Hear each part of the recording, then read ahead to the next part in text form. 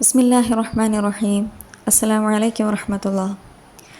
അബൂ ഉമാമ റളിയല്ലാഹു അൻഹുവിൽ നിന്ന് നിവേദനം ചെയ്യുന്നൊരു ഹദീസാണിത്.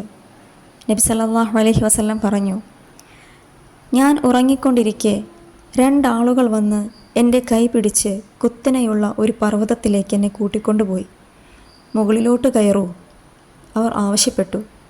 ഞാൻ പറഞ്ഞു, എനിക്ക് കയറാൻ സാധിക്കുന്നില്ല. അവർ പറഞ്ഞു, താങ്കളെ ഞങ്ങൾ സഹായിക്കാം. അങ്ങനെ പർവ്വതത്തിൻ്റെ മുകൾ പരപ്പിൽ ഞങ്ങളെത്തി. അവിടെ നിന്നും ഉച്ചത്തിലുള്ള അട്ടഹാസങ്ങൾ കേൾക്കുന്നുണ്ടായിരുന്നു. ഞാൻ ചോദിച്ചു, എന്താണ് ഈ ശബ്ദങ്ങൾ? അവർ പറഞ്ഞു, നരകവാസികളുടെ വിലാപങ്ങളാണത്. വീണ്ടും ഞങ്ങൾ മുന്നോട്ട് നടന്നു. അപ്പോൾ കുതികാൽ ഞരമ്പുകളിൽ കെട്ടിത്തൂക്കപ്പെട്ട നിലയിൽ ഒരു വിഭാഗം ആളുകളെ ഞാൻ കണ്ടു. അവരുടെ കവിളുകൾ കീറിയിരിക്കുന്നു. കടവായിലൂടെ രക്തമൊഴുകുന്നുണ്ടായിരുന്നു.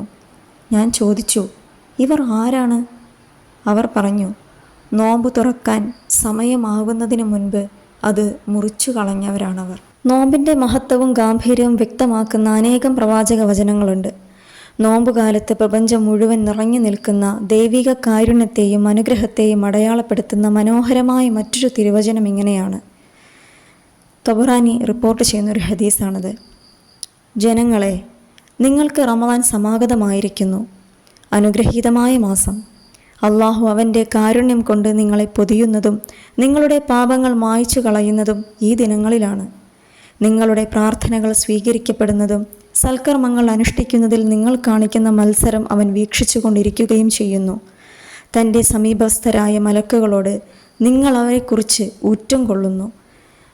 ആയതിനാൽ നിങ്ങളുടെ നന്മകൾ അള്ളാഹുവിനെ കാണിക്കുന്നതിനായി നിങ്ങൾ പ്രവർത്തിക്കുവിൻ. തീർച്ചയായും ഈ മാസത്തിൽ അള്ളാഹുവിൻ്റെ കാരുണ്യം തടയപ്പെട്ടവനാണ് യഥാർത്ഥ ദൗർഭാഗ്യവാൻ.